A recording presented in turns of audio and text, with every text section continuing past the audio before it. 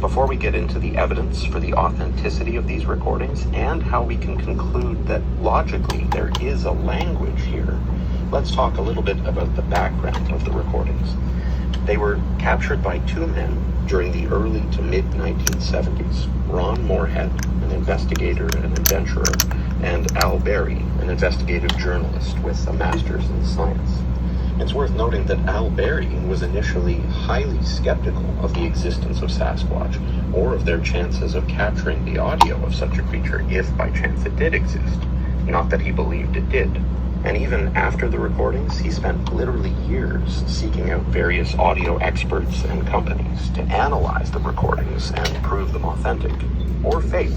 He was very open to either possibility, and we'll talk more about that later.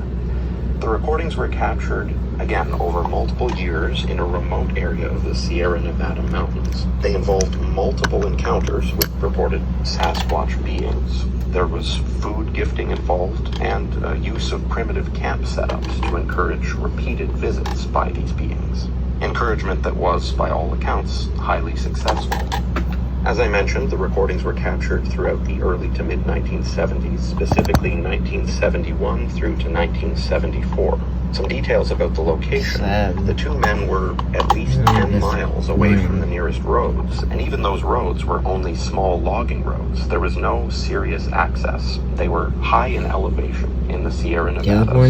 No hoaxers even knew about the site or their quest to capture this audio, and even if they had, it would have been highly difficult for a hoaxer to even reach